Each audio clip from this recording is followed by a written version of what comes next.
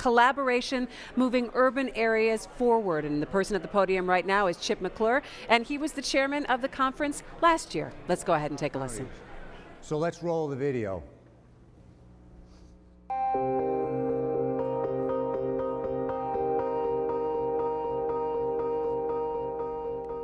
Detroit is a region where things get done. A place where ideas are born as much as where they are made. We are fueled by an entrepreneurial spirit, a passion that drives us to create new opportunities, build from existing ones, and make a global impact with every move we make. From the mass production of the automobile in 1913 to the technology developments of today, Detroit has earned our place as a global business leader. It is a thriving hub of entrepreneurship and expansion, attracting business from around the globe. At the heart of the NAFTA corridor, the Detroit region is perfectly positioned to introduce your brand to the international marketplace and propel it forward. From new ventures to expanding industry, Detroit has the talent you need to succeed. This region is continually producing and attracting a highly qualified workforce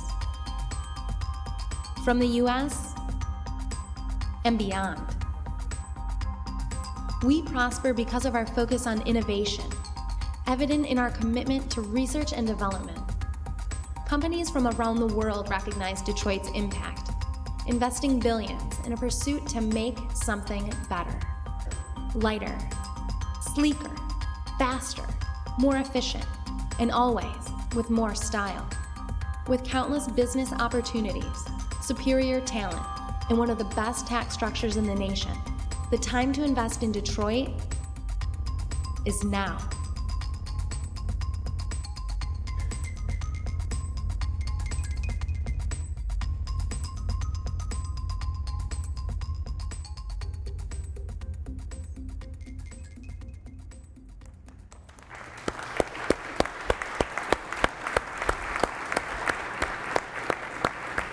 Again, many thanks to the Skidmore Studio for a great presentation, a great way to kind of kick off this program. And this piece represents a collaboration that needs to happen across our great state. It's the culmination of one of the Chamber's top priorities, regional collaboration. As many of you know, for me, it's something I strongly believe in. Following through with our to-do list from last year's conference, we increased the level of collaboration not only in southeastern Michigan, but across the state. Last September, business leaders from across the state participated in the East Meets West initiative, which included a delegation trip to Grand Rapids. One of the most enlightening parts of that experience was a panel discussion by Grand Action, which focused on investing and building the Grand Rapids community.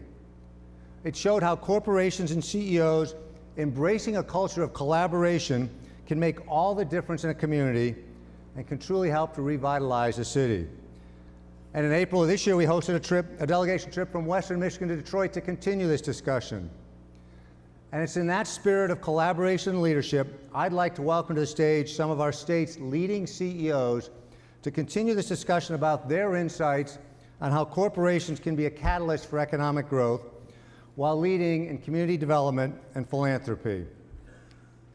So first, I'd like to introduce our first panelist, and that's Chairman, President, and Chief Executive Officer of DTE Energy, Gerry Anderson.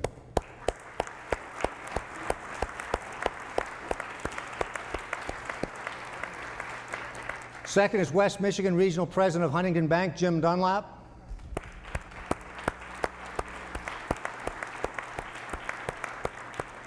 And then finally, Henry Ford Health Systems Chief Executive Officer, Nancy Schlichting.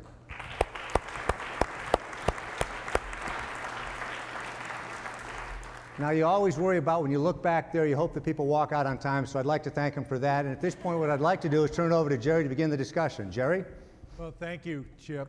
And I'd start by saying, just by the nature of our company, we're a big investor in communities and economic development. We invest about $2 billion in capital a year, and most of that lands here in our home state of Michigan and in the communities that we serve. That makes us year in and year out the largest investor of capital in the state. There are bigger companies, Ford and GM and so forth, but they're international companies that spread their investments around the globe. we're very concentrated in the state of Michigan.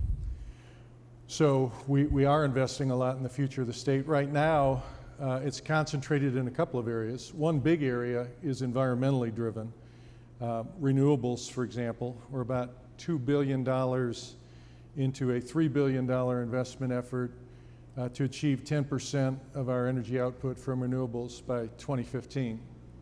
Just to give you a sense for that, right now there's a project, one of those stars up in the thumb is about a $250 million investment in wind turbines, about 100 megawatts. To give you a sense for that, 100 megawatts would produce about 1% of our annual output, enough energy for about 50,000 homes.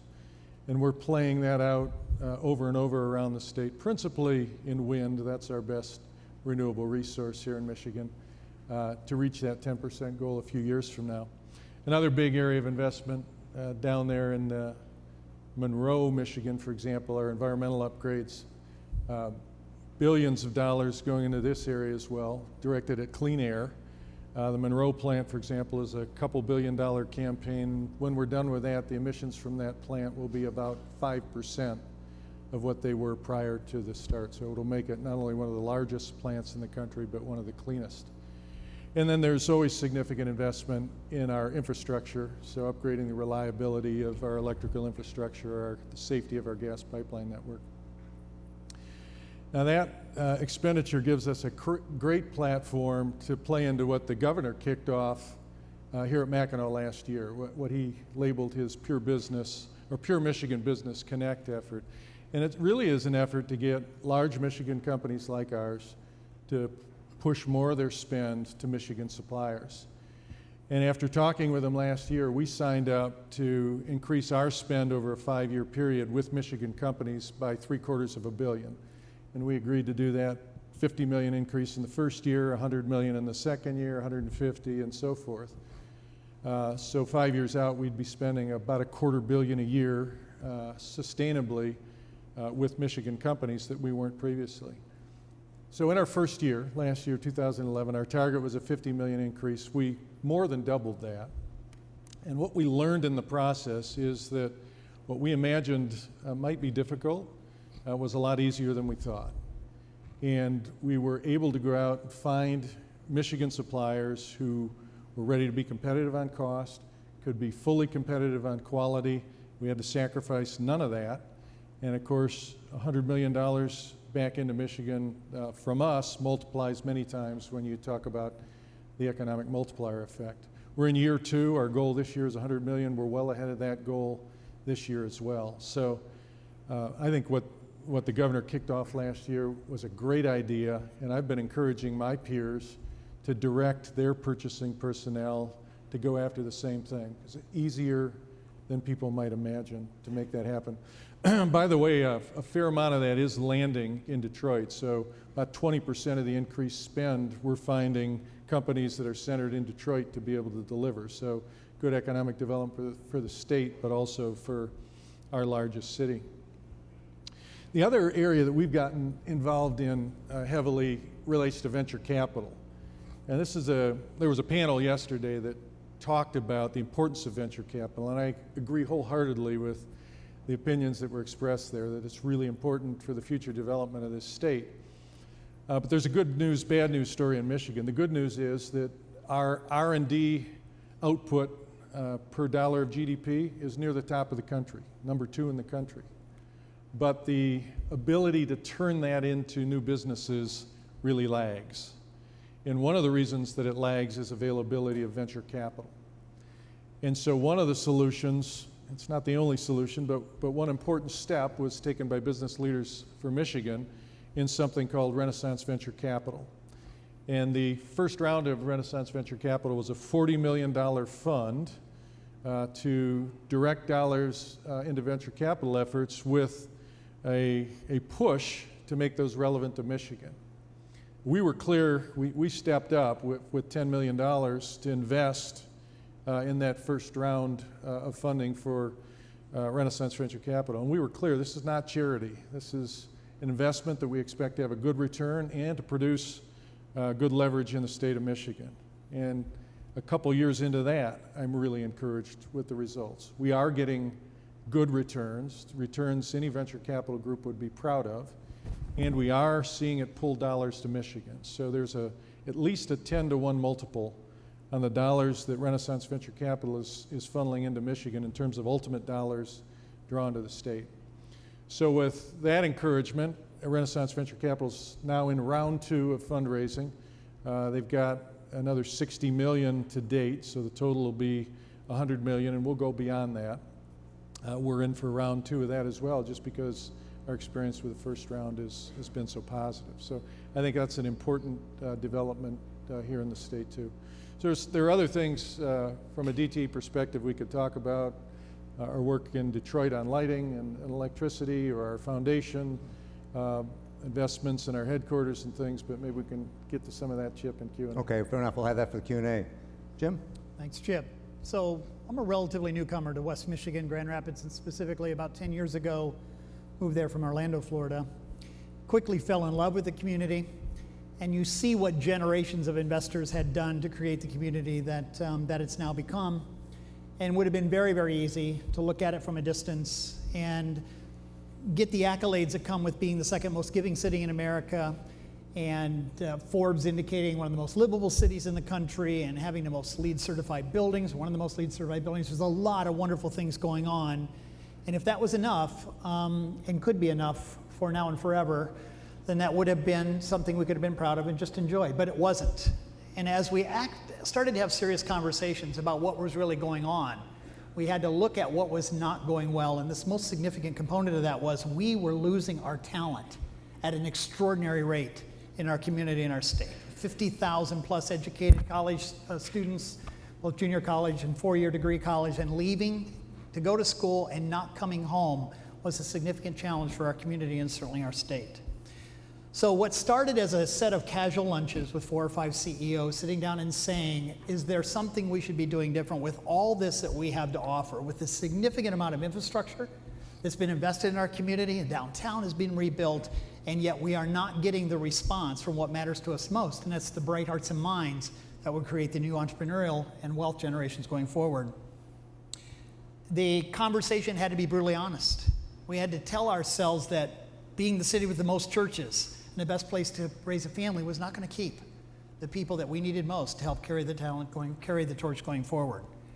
And it all became clear, at least as we started to talk, that we had a similar agenda.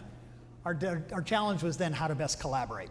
And the collaboration began in earnest: sincerity, vulnerability, shared resources, shared sacrifice, shared faith. And from that freedom of we'll put all our cards on the table, with that small group in the beginning and now goes into dozens, miraculous things started to happen. There were companies like Meyer and Amway, Wolverine Worldwide, Cascading Engineering, that loaned talent to this conversation and started to be more active about collaborating and talking about how they would create a more dynamic destination. We did research. We found out that as we were looking at the group that we needed the most, the millennials and their related demographics, one thing we were proud of is we have most of our citizens are married. That is not what the demographic is looking for. In fact, it turns them away to other communities in the country because they want the freedom to associate and socialize, not the expectation to be married. Those are hard things when you're so proud for generations to say it's okay to liberate the conversation around let that change, let that be something else. The other thing we had to learn was to let go of our ideas, our pre-assumptions, the things that we had endorsed and invested in for years, and allow their ideas to have traction, relevance, equivalency, and then be sincere about it because they were suspicious.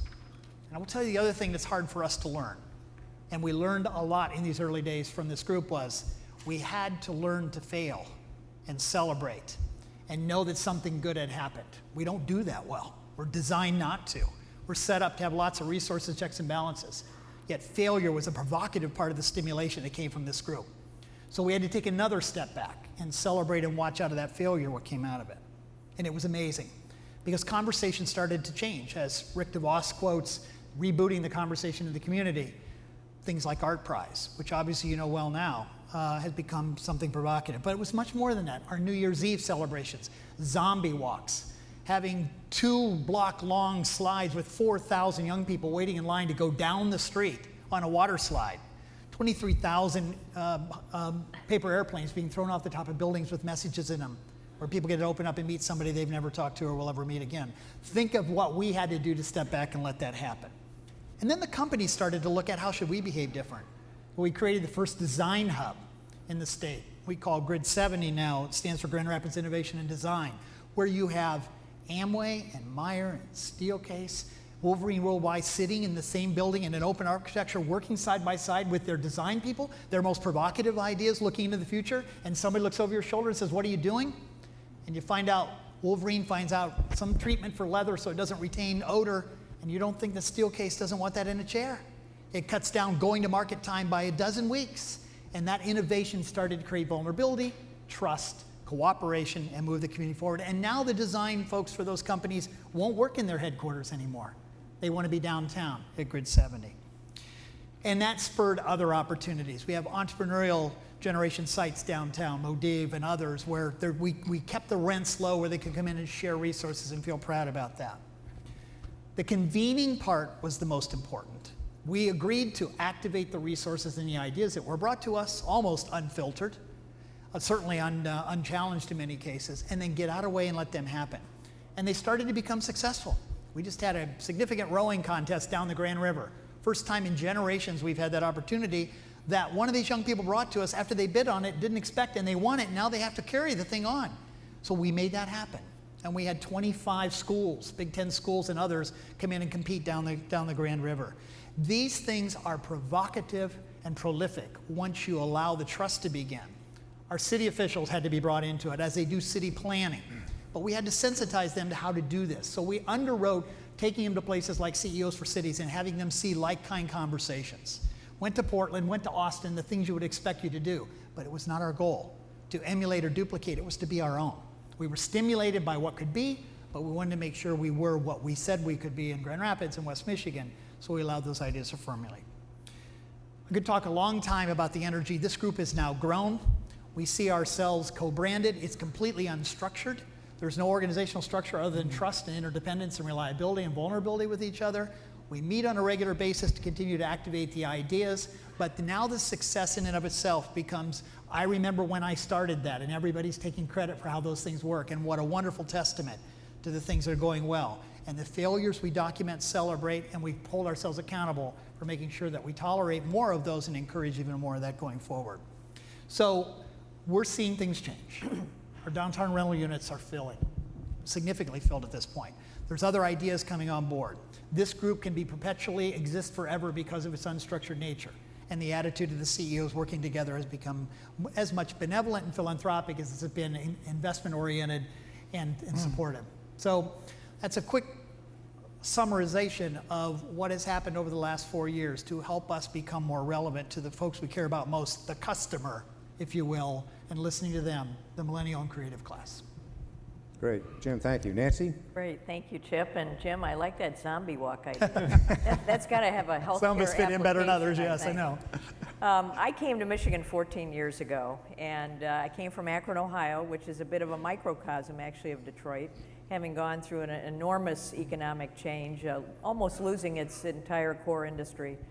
And I came here because Henry Ford Health System, in my mind, was an ideal model for healthcare delivery and financing. I felt that the model, which includes aligned physicians, a salaried physician group, a health plan, as well as a very large ambulatory network, was really how we could deliver value in healthcare. But I came at a very difficult time, frankly, in our history, and we were going through tough economic times. One year we lost over $100 million from operations. And frankly, our culture at that time was described as 1,000 points of veto. Not a culture you particularly want. And we were, frankly, a bit demoralized. We had always been a successful organization, and a lot of economic forces, I think, came to kind of converge and really affected our performance. I was very fortunate in 2003 to become the CEO of the health system, and felt that, one of the things we really had to focus on were the fundamentals. We were not going to be successful in downtown Detroit if we didn't provide the very highest quality, the very best service, and create a great atmosphere for our people. So we really focused on the fundamentals across the organization, and I knew we could grow. Because I always told people, I said, I came from a city of 300,000 people. We have over 4 million people in Detroit. We have nothing to worry about. Any organization can grow in a market that large if they choose to. So a lot of what we had to change, though, was our culture. It was really about moving away from being a victim of all the things that were affecting us, sort of a cannot spirit to a can-do spirit, and focusing on accountability, transparency, and strategic choices. And that's what we tried to do. We also adopted the Baldrige framework. Some of you may be familiar with the Malcolm Baldrige Award, but we felt the Baldrige framework really would drive us to the highest levels of performance.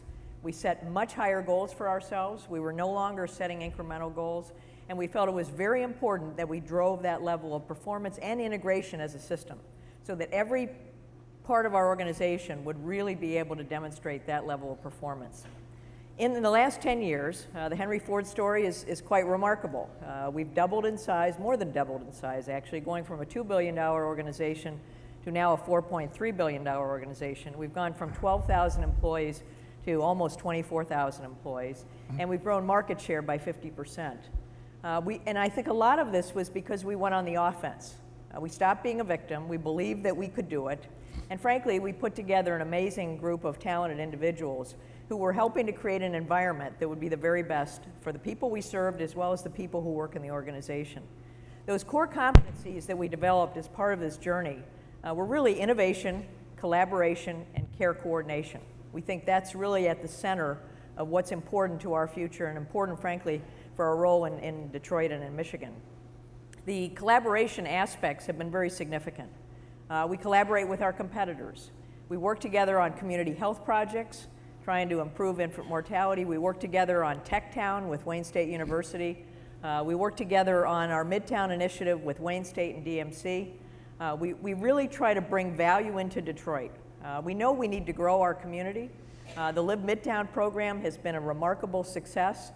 We've actually attracted 500 individuals who previously 70% of them lived in the suburbs or out of state, frankly, and out of town, and came into the city of Detroit. We are attracting the young population and empty nesters, and we are also really creating a different feeling. I think there's a buzz associated with this work, and we're obviously delighted that it has also really created, I think, a lot of momentum, and not only in Midtown, but downtown, that has now basically replicated the Live Midtown program to attract, again, more people to Detroit to live.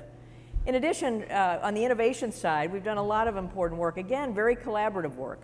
We do a lot of community projects. We are working on childhood obesity. We're working on driving school-based health. We opened an early college program 5 years ago and just graduated our first 24 graduates. These are people that start in 9th grade. They're high-risk students, and they graduate 5 years later with either a bachelor's, associate's degree and a high school diploma, and they move into healthcare, allied health professions. Very important work. We just launched an Innovation Institute, which we also think is a very collaborative model of how we drive new ideas, and not just clinical ideas. These can be ideas that really are design focused. We're partnering with the College for Creative Studies and Wayne State School of Engineering on how to even create new things like, shoes for surgeons in the operating room, or new kind of operating gowns that help them stay alert during very long procedures. My favorite idea is the idea of putting a chair that actually allows the surgeon to float over the operating table so they don't ruin their back after standing for many, many hours. But we believe the collaborative model, the innovation, and frankly, care coordination, providing a better experience across the continuum of care is part of our future and how we can contribute to the well-being of this community, not just in terms of health and wellness, but also in terms of the economics. Well, first of all, that's been some great success stories here. And before I kind of open up a detailed questions to kind of continue this discussion, because these are clearly 3 great successes. And I can remember sitting here 4 or 5 years ago, and I'm sure a lot of you in the audience remember that, and we spent the whole time benchmarking other parts of the country. I remember a couple of years ago, it was Pittsburgh that came in here. And I can remember a couple takeaways, and I'm sure you heard it here today, was 1 was CEO involvement, 2nd was collaboration, and 3 is to get rid of silos, which clearly I think you've heard through all 3 of the panelists here today. So I'll start with Nancy, but Nancy, could you kind of, and for all of you, I'll ask kind of some lessons learned, because you've clearly had some great successes the last 4 or 5 years or 8 years, but if you could kind of just share some of the lessons learned that the audience can take away from that. Nancy? Well, there are a couple, I think, very important lessons. This notion of going on the offense and taking action is very important. If we waited, frankly, for everything to be perfectly aligned and the time to be perfect, we would probably have done nothing. In the first year when I became CEO of Henry Ford, I said, we're going to invest in the city. We opened up a new ambulatory site at Harbortown. We opened up a very large ambulatory site at New Center One. We continued to feel that we had to expand our footprint. We also started buying property around Henry Ford Hospital, working through that process and again, taking action. And I think the other aspect, frankly, is to say yes a lot. It's part of this offense, but when people come with new ideas that might seem crazy at first, say yes and then figure out if they're that crazy. When I hired the guy at the Ritz-Carlton to run the new hospital, people thought I was pretty crazy, but it worked out, and the hospital's doing well. So say yes. Good point. Jim? When I hired a radio guy to run my bank, they thought I was crazy too, so away it goes. We learned very quickly, I guess the lesson over again, that it's amazing what gets done when you don't care who gets credit. And when you're willing to be vulnerable and throw on the table the things you're afraid of and allow relationships to be formed through that vulnerability and have people help you that understand how to do things that wouldn't feel comfortable unless asked. We needed to teach this group of people that actually was our future to learn how to ask us for help, making us more available and vulnerable to them, and then saying yes. Not what? No. We've done that before. And the concept of we've been there, done that, shuts that down so quickly.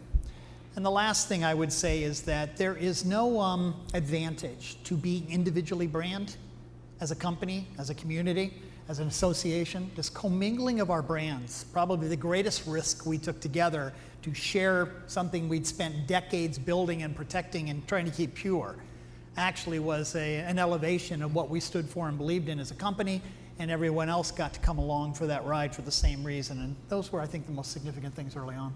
Great, thanks, Jim. Gerry?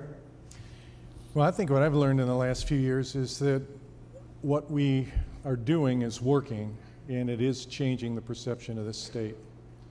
So I get the chance to travel a lot and talk to investors, bond and stock investors, analysts of our industry, and much of what they think about is what they think of Michigan.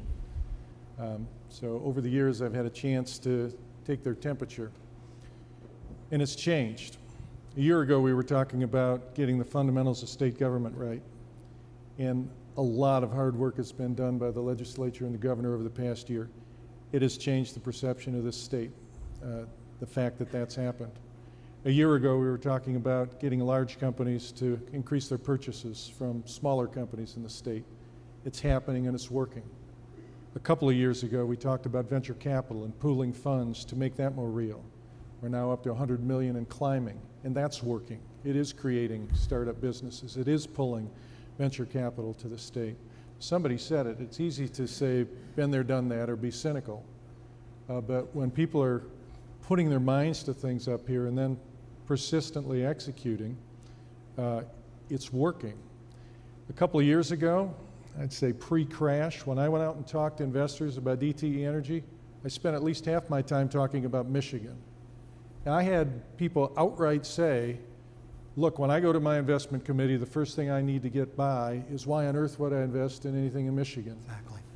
That discussion is completely flipped now, and you get people curious about what's happening here, positive on the momentum in the state, positive on the way state government has been restructured and how functional it is, positive and hopeful that Detroit may take a fundamental step here. So based mostly on that feedback, I often tell people I am more optimistic about the state and what's going on here than I have been in the nearly 20 years that I've lived in Michigan. And I think it really is due to leaders picking things that they want to go make happen and working them, and it's changing our state.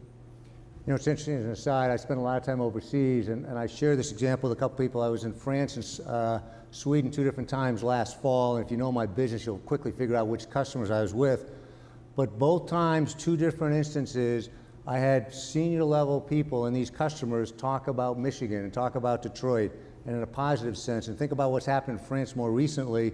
And the comment from our French customer in particular was, I wish our government here in France could learn from the state of Michigan. So that's a real positive and a real change to what Gerry has said. I think it's a positive reflection of what's going on in the state.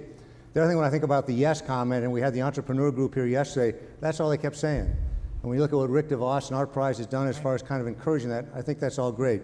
Gerry, let me ask you a specific question. You talk a lot about, and obviously you made a lot of investment in the state, both in the supply side as far as that and investment in your infrastructure.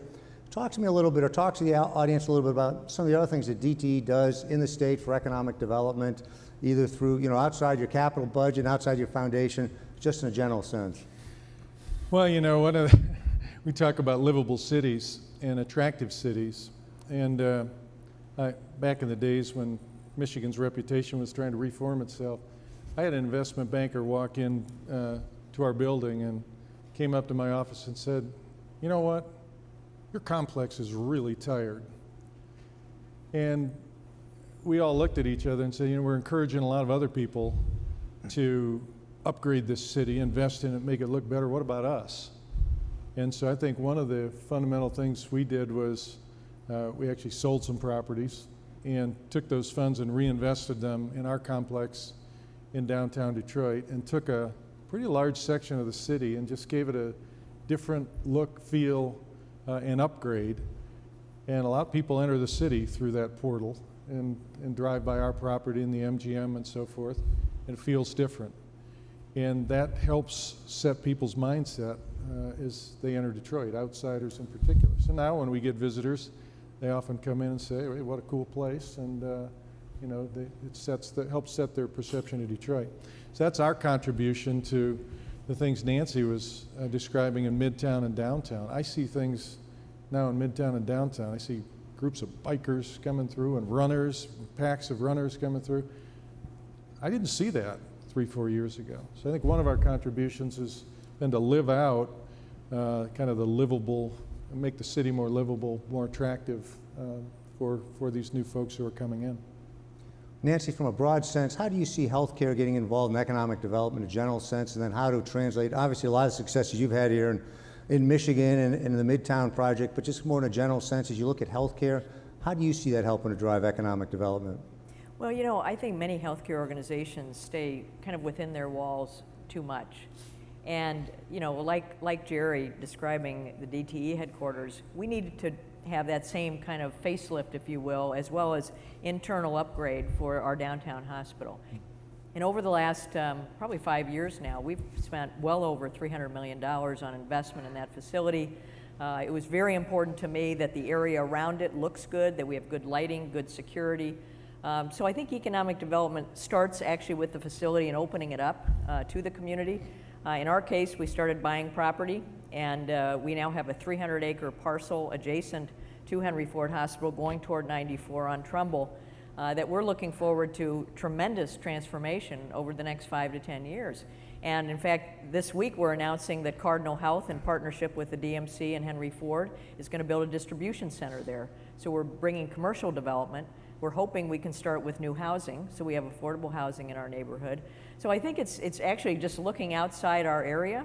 It's also trying to partner with employers to try to find better value in healthcare so we can lower costs and improve quality, working with our insurers in the community. I think there are many ways we can partner and collaborate and really broaden our reach.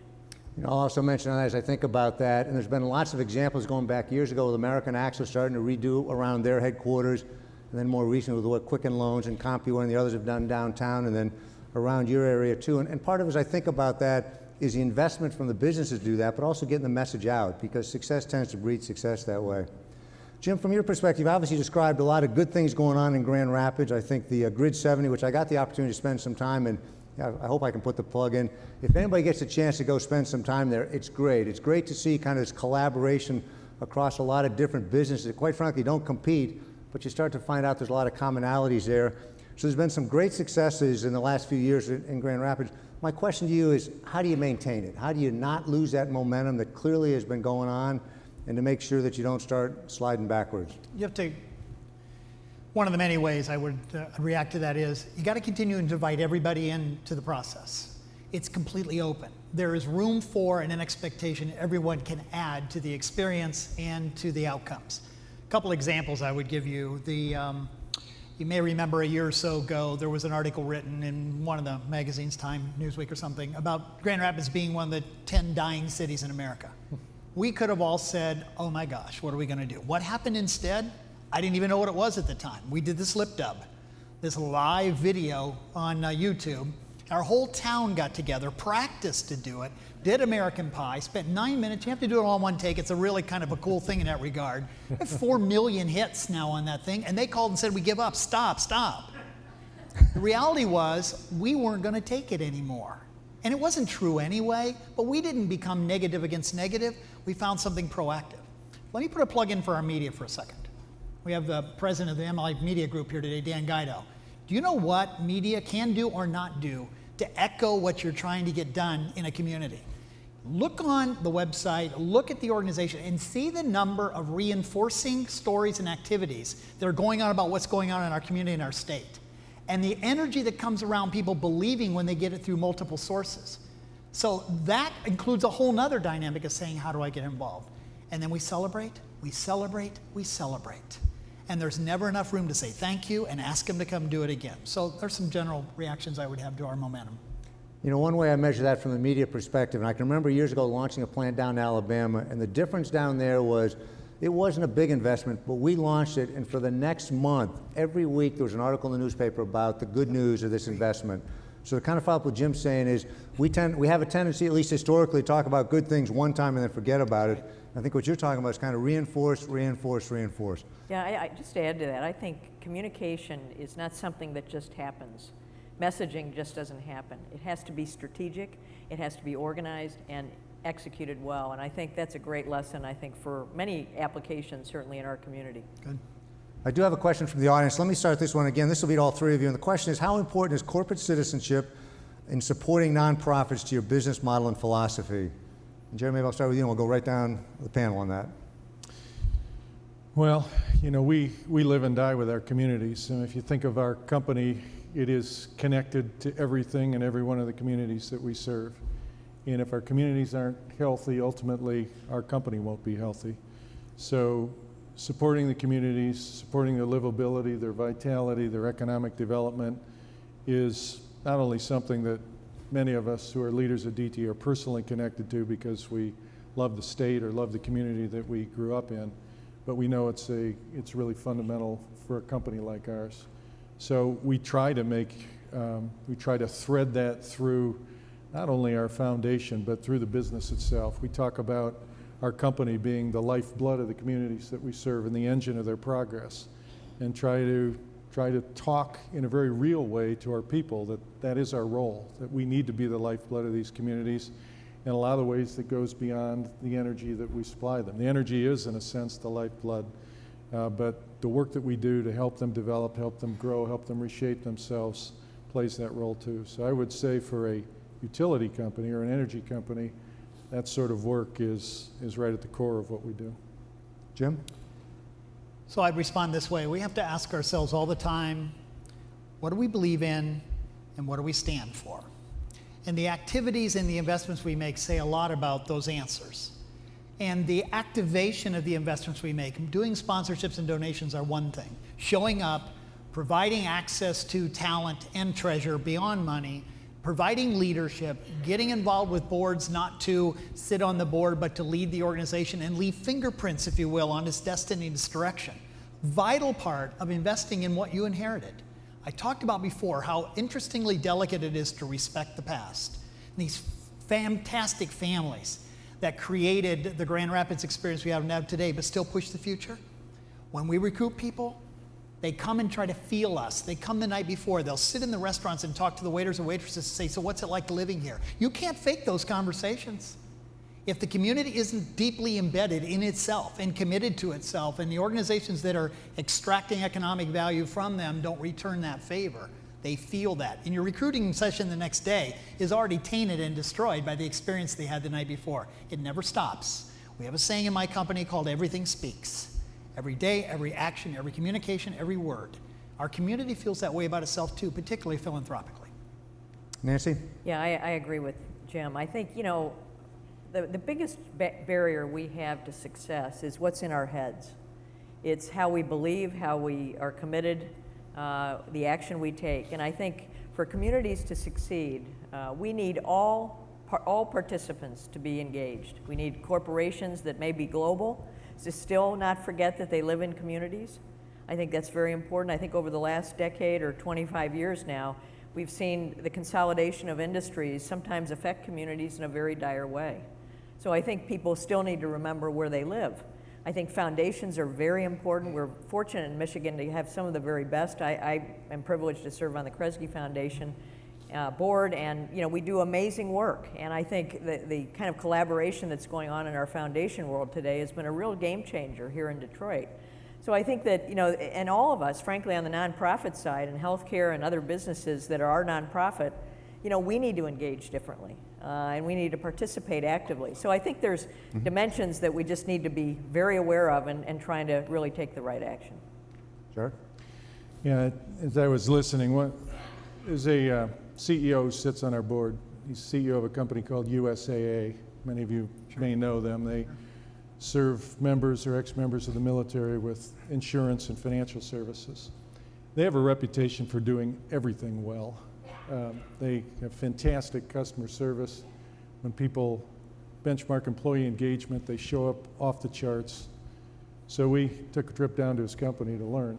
And when you walked around his operation, you could feel the energy of the people. The place was just different. They were bright, they were energetic, they made contact with you. And I remember going back to his office and asking him, what do you do to produce that energy in your people? And he said, Gerry, my job is to connect people to the purpose of this company. And if I can connect them to the purpose, they will deliver that energy. I thought a lot about that coming back. You talk about economic development.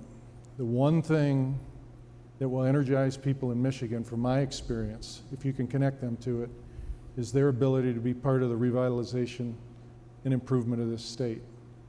And at our company, it's not hard to connect them to that because so much of what we do is in our communities. But if you can draw that connection, that one of the best ways you have to improve your community is to improve this company, their energy level rises and they will commit. And so I think for many of our companies, I'm sure it's true for both of yours, if you can help people see through the day-to-day work to what they're really about, which is building their communities, improving their communities, their engagement and energy begins to look more like what I saw down at USAA.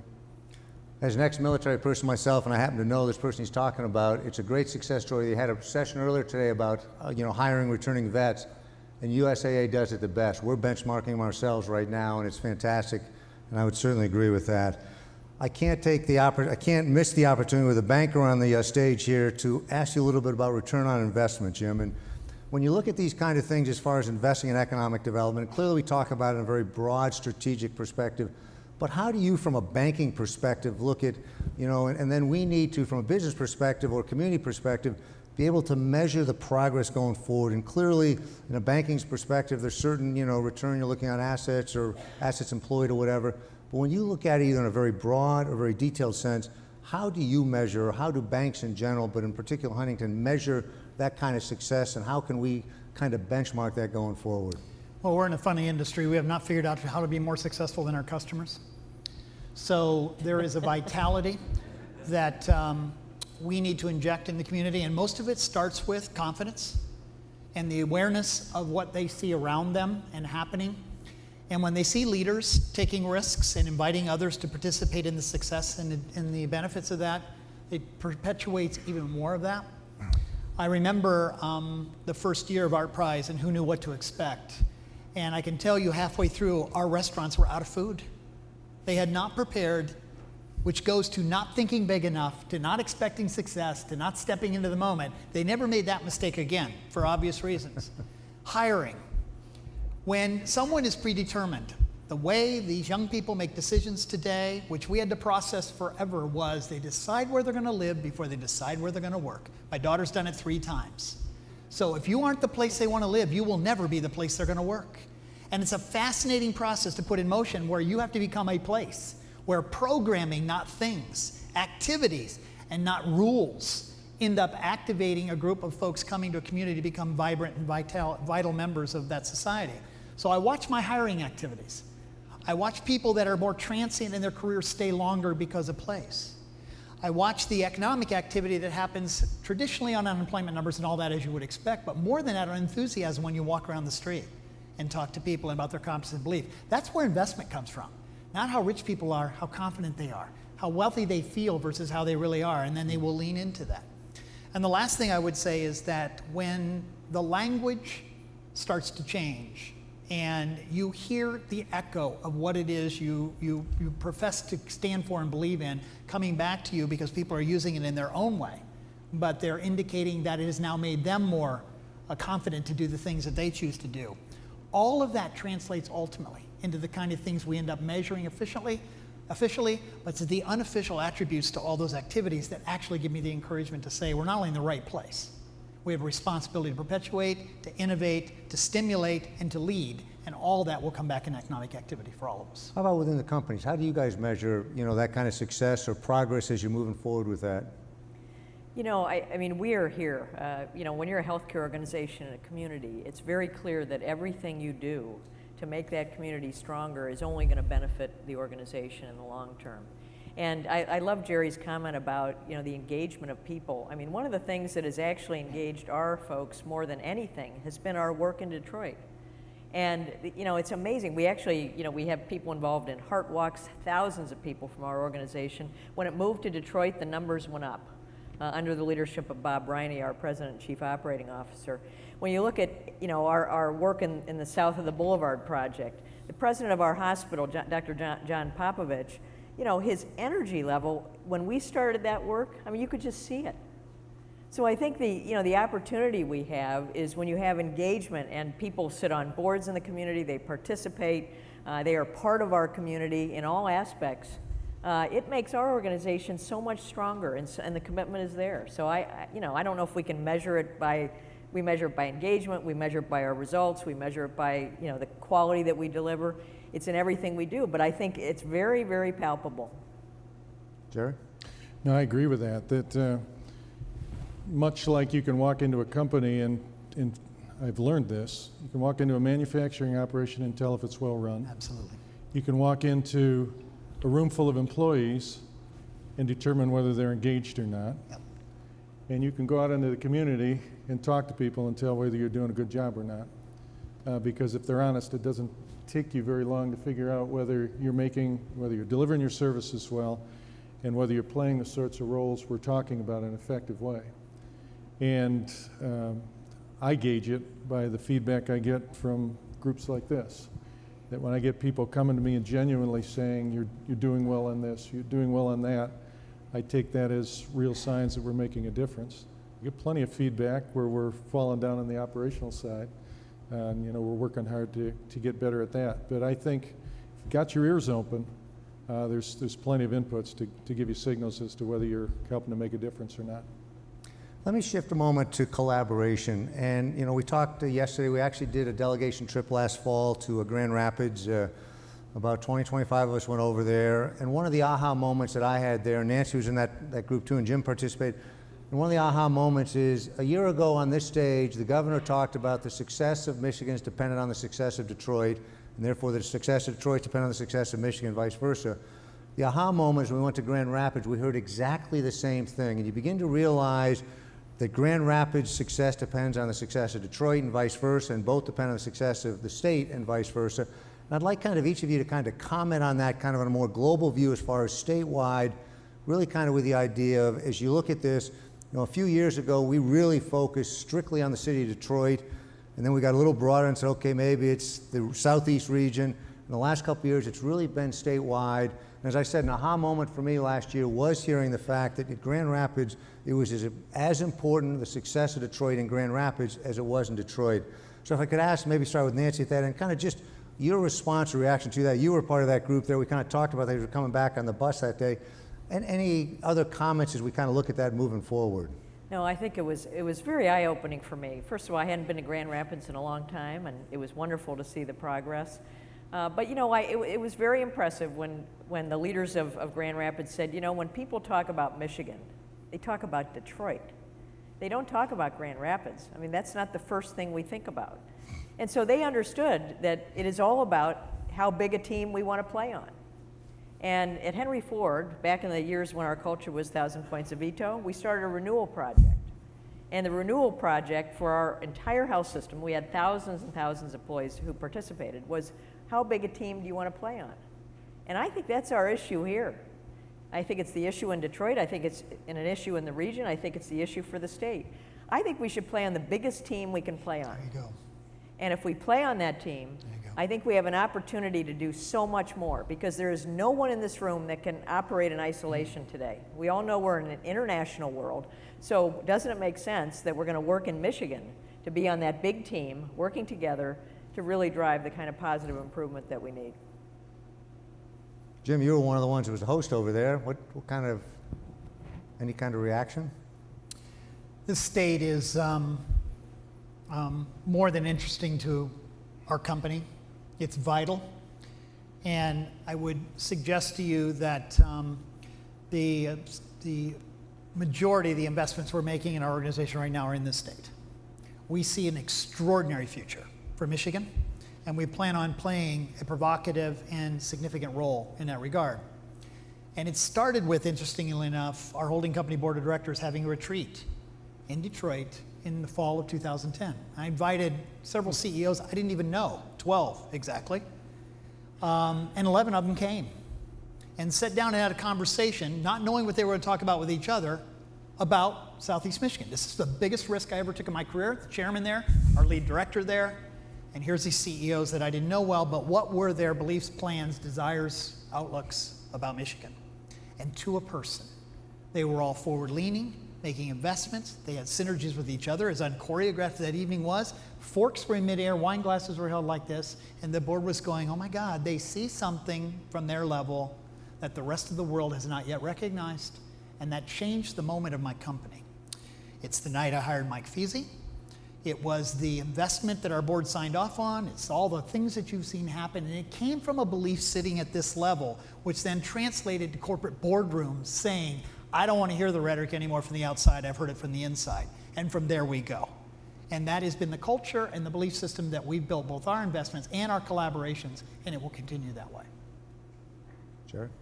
You know, one of the most visible manifestations of spreading the size of the team for me is Business Leaders for Michigan, which had its genesis in Detroit Renaissance. But there was a moment when the Detroit Renaissance team recognized that Detroit cannot be successful if this state is not healthy. And I think the state realized that we can't have the reputation and the health that we want if Detroit is not healthy. And the agenda has to be worked at that level. It has to be a state agenda. So it wasn't an abandoning of a Detroit agenda to a state agenda. It was a recognition that the Detroit agenda must be a broader agenda, and that Detroit is critical to the state. And you, several of us here, work with that group. There's no sense of a divided agenda. That's right. It's very much a unified state agenda. A critical element of that agenda is vibrant urban centers, including Detroit and Grand Rapids, but others as well. So I think that's been a wonderful transformation and the right transformation. Right. Let me change a little bit. And Nancy, I'm going to ask you a question, because there was some discussion yesterday about also creating the state as a state of exports. And a real question from a healthcare perspective, can healthcare be an international player as you see it kind of going forward? You know, I do think it can. And there are a couple ways that can work for us. And I think already in the state, we attract patients in many of our organizations from around the state, around the country, and around the world. And when we have unique skills and services that we can develop here, and many of them are high-tech oriented, it does attract patients to our state. In addition, though, I think we have competencies that other parts of the world are looking for. We've had opportunities to consult in Saudi Arabia. We're now looking at opportunities in China and India, where some of the things that we do, frankly, are not always in place in other parts of the world. And everybody's struggling with rising healthcare costs, so they're looking for new models of care and delivery.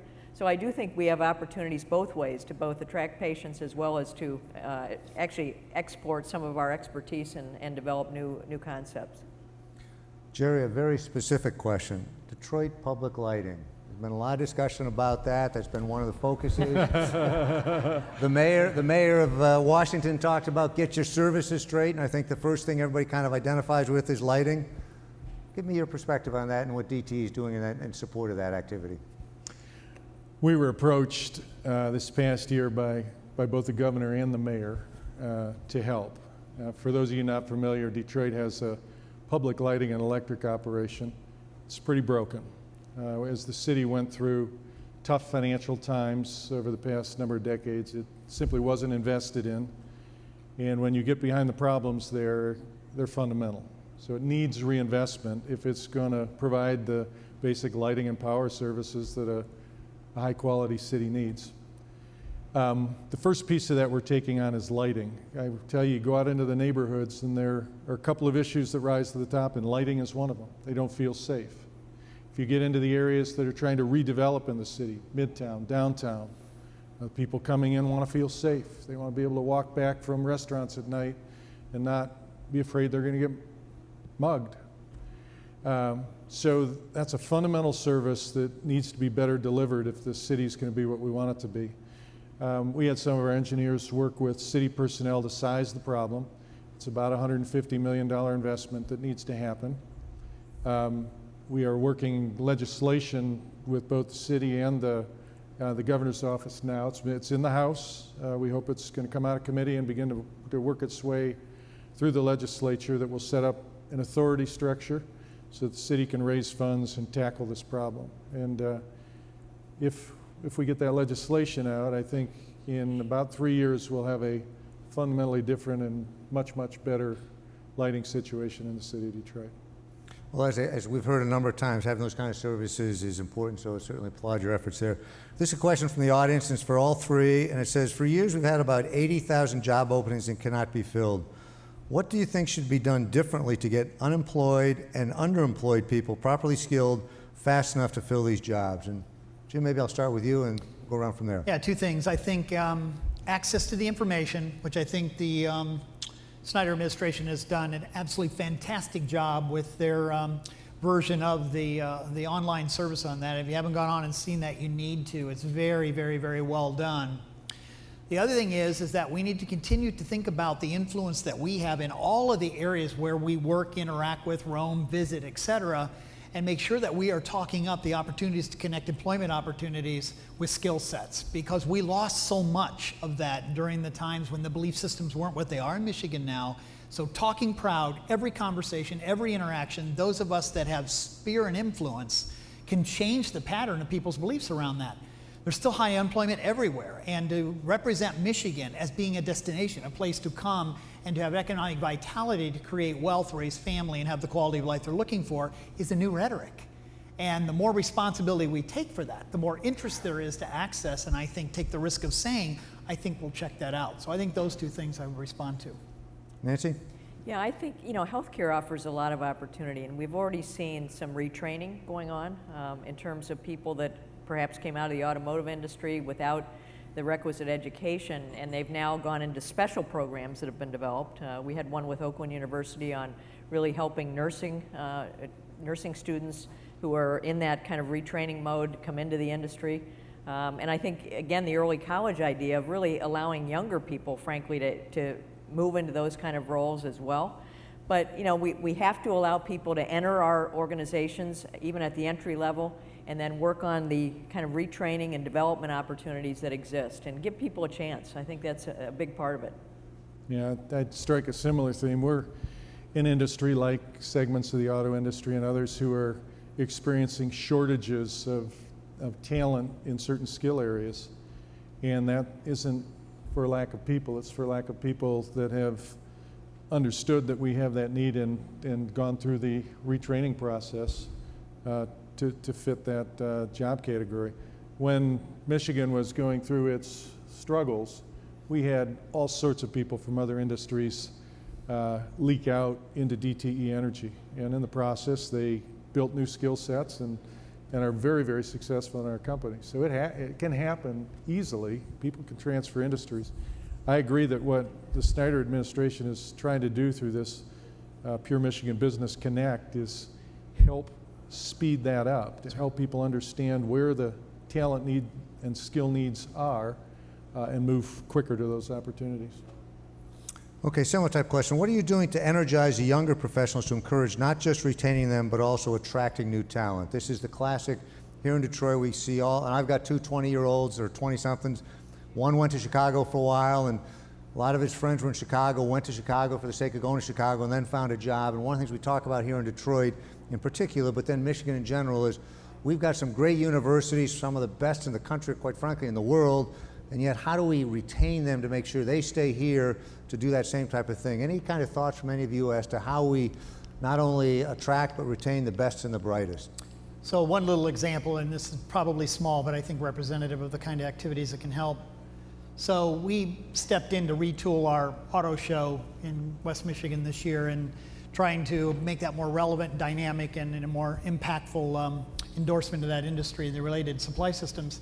We invited several engineering students from Flint to come over and spend the evening with us, meeting and interacting with in the VIP sessions and all the behind the scenes activities, including seeing our community, going out to Cascading Engineering, talking to the heads of those organizations, stimulating to say, as you are now appearing or approaching graduation, have you put this in your consideration set about where you would make your career? It is such a wonderful thing to watch, being invited into something and therefore being receptive to saying somebody really cares. It's more than recruiting, it's endorsing.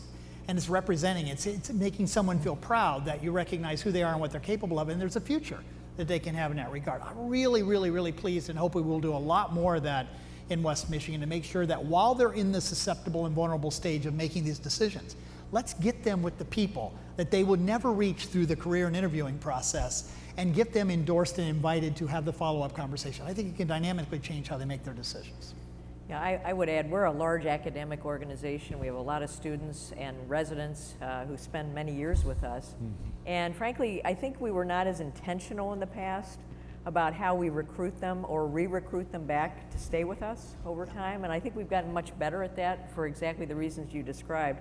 The other thing we've learned is that we need to be more attentive to the needs of all the diverse aspects of our organization. And one of the important diverse groups is the Gen Y generation. That's right. And so we have an employee resource group now called Energy. Now, I don't qualify. They look at our driver's license to make sure we really can go to their fun events. But it's a very cool group. It's now, I think, well over 200 of our employees are engaged. And they're working on a variety of things. They have social events, but they're also very interested in leadership development opportunities. They're very interested in community engagement. And frankly, they're just a fantastic group of people. And I run into them all the time. They come up to me and they say, Nancy, this is the best thing ever.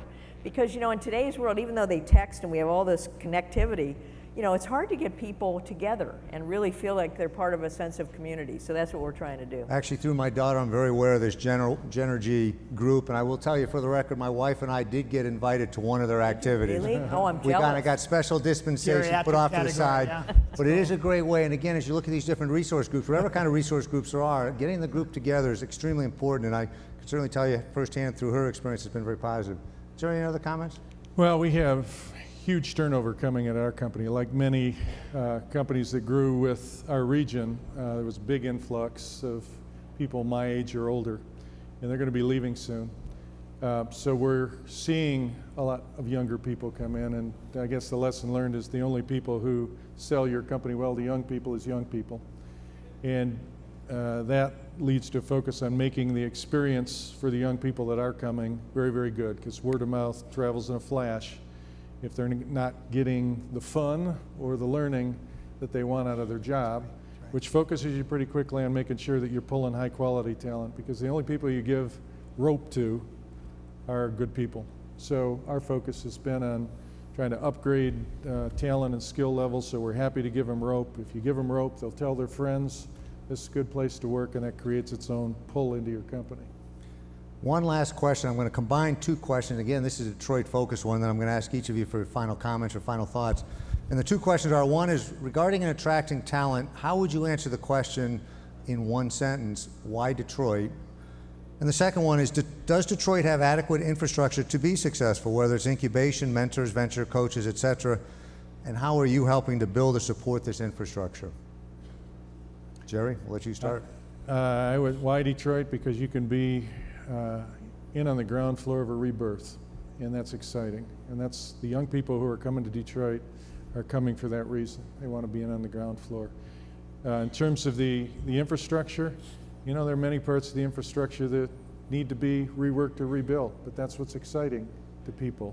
When the table is laid for people, there isn't nearly the sense of accomplishment as when you can be part of recreating something. So, and we got to get some of the fundamentals right to allow that to happen. But there's an energy beginning to build that if we continue to nurture, I really feel is going to be real in the coming years.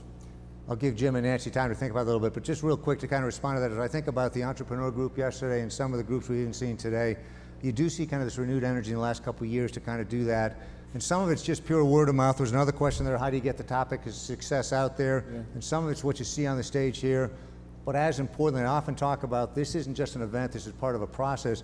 You keep getting that word out there, and I hear more and more people talking about that, not just in southeastern Michigan, not just in Michigan, but across the nation, as I've shared with you, quite frankly, around the world. And I think you are seeing that renewed interest and that kind of the new buzz, so to speak, out there, which I think is all good. But Jim? Quality of life, sense of place. We've been through the war. We are sensitized to the requirement and responsibility to take input, invite others in, as Gerry was talking about, collaborate. We're completely receptive to having our future shaped collaboratively. As a state, certainly as these two cities. That is exactly the kind of place this demographic would want to come in and be part of and leave their fingerprints on. Well, having lived in 8 states before I came to Michigan, and I believe it's the best place I've ever lived and worked, you know, I think, frankly, the opportunity here, and particularly for young people who are so amazingly wonderful, is that they can make a meaningful difference here. Yeah. And I think that is the best thing possible. But I will say that part of the infrastructure change we need is that we all have to be more cheerleading. I mean, we have to be out there in a positive way talking about all that's here. And frankly, you know, it is amazing what's here. Both the beauty of the state, the opening, in my opinion, welcoming nature of our people, and frankly, the chance to make a big difference. It's just terrific. That was one of the messages that came out a couple years ago as we benchmarked a lot of other communities, Pittsburgh in particular, but others in general. And what Nancy just said is obviously an important thing, and obviously would challenge this entire group to kind of continue that message. Let's go to final thoughts. And Nancy, I'll start at your end. Any kind of final thoughts? We've kind of gone through halfway through this session. First of all, kudos to you for setting up a great conference. I'd like to give you a big round of applause for all that.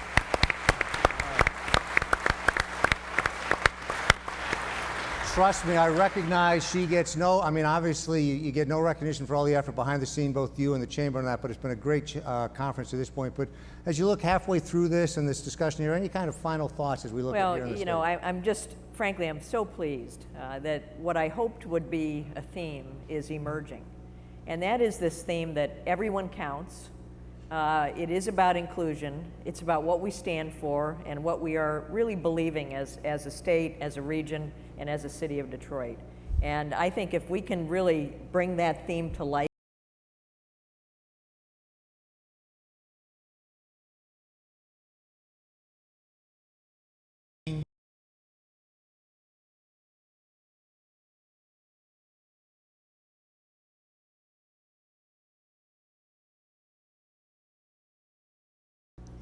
Doug DeVos is leading an effort in our community as we're exploring the relevancy of how many institutions we have up that are being subsidized philanthropically that may not be relevant any longer, that need to be replaced, combined, or rejuvenated. Those are hard conversations you have to have, but they're the right conversations. They're not malicious, they're intuitive and forward-leaning. So you have to be strong and understand that some things will end. And in their place then, we allow ourselves to be completely flexible about what ends up arising out of that. So leave with what both these folks have said repetitively, that the collaboration and the commingling of brands is the biggest learning that I had to allow myself to say it's okay to have pieces and parts of Huntington commingled with Meyer and Amway and Steelcase and other fabulous organizations that you would never allow your edges to be sewn together with. And when that happens, something different happens of all the organizations, and I love that outcome.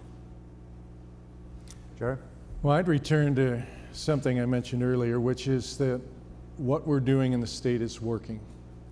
And change is an exercise in collective will.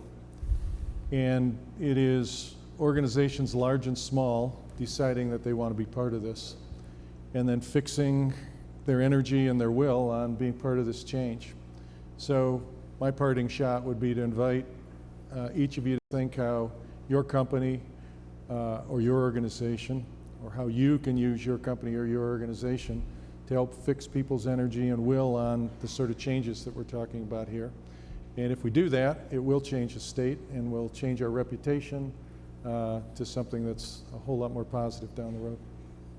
Well, it's kind of was said yesterday by the governor, you know, we're sometimes too humble, and I think part of it, what the mayor of Washington said today, is you got to be both humble but on the offense, and I think we kind of heard those comments today. I think the second thing is being able to say yes and not just find reasons to say no, but to find yes to keep the thing moving that way. And I think the third thing is we've all got to be ambassadors of the state, whether it's the southeastern Michigan region, the west side of the state, or the state as a whole, to be an ambassador of that. And probably the biggest way I measure that is when you sit there and say, you don't have to sit there and say, I'm from Detroit. You sit there proudly, I'm from Detroit, and when Chrysler, one of our largest companies, and that imported from Detroit, you continue to see that around the world. To me, that's huge and really says a lot. So again, I'd like to thank the panel members today, and I'd also like to thank DTE for sponsoring this session. But most importantly, I want to thank all three of you for what you do in the community. So again, thank you very much. And okay. Nice job.